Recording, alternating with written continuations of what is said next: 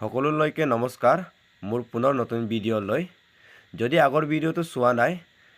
চাই ল'ব তাৰ পিছতে এইটো চাব ভাৱেল সাউন্ড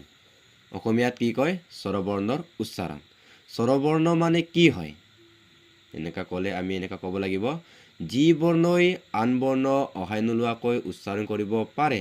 তাকে স্বৰবৰ্ণ বোলে ওকে স্বৰবৰ্ণ পাঁচটা আছে বা ভাৱেল পাঁচটা আছে কি আছে এ E I O you okay আমি উচ্চাৰণলৈ যাম এতিয়া দেই এ আ অ ওকে ই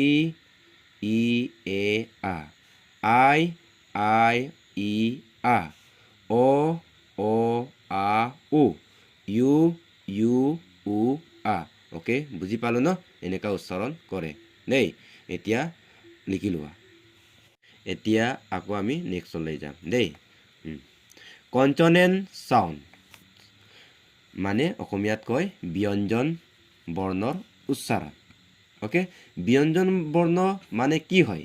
বা ব্যঞ্জন বৰ্ণ কাক বোলে এনেকা ক'লে আমি এনেকা ক'ব লাগিব যি বৰ্ণই আন বৰ্ণ অহাই নোলোৱাকৈ উচ্চাৰণ কৰিব নোৱাৰে তাকে ব্যঞ্জন বৰ্ণ বোলে হা আমি ব্যঞ্জন বৰ্ণ কেইটা আছে আমি এনেকা ক'লে আমি 19টা আছে ওকে কি আছে এতিয়া আমি চাই লম দেই কেনেকা উচ্চাৰণ কৰে এতিয়া আমি চাম বি টু ব ওকে ব নহয় দেই বি টু ব এনেকা উচ্চাৰণ কৰিব লাগিব চি টু খ স খ স নহয় খ স ওকে ডি টু ধ এফ টু ফ জি টু ঘ ঝ এইচ টু হ জে টু ঝ কে টু খ এল টু ল এন টু ম এন টু ন পি টু ফ কিউ টু খ আর টু র এস টু স জ টি টু থ ড স বি টু ভ এক্স টু এক্স ঝ জে টু ঝ এনেকা উচ্চাৰণ কৰিব লাগিব দেই এনেকা উচ্চাৰণ কৰে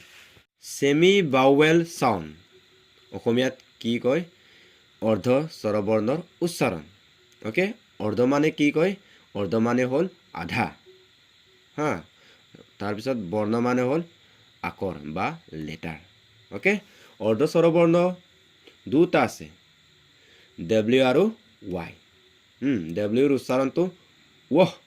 ৱাব নহয় দেই ৱহ ওকে তাৰপিছত ৱাইটো য় নহয় য় এনেকা উচ্চাৰণ কৰে দেই যদি তোমালোকে ভিডিঅ'টো বুজি পালা তেতিয়াহ'লে subscribe like comment and share কৰি দিব ধন্যবাদ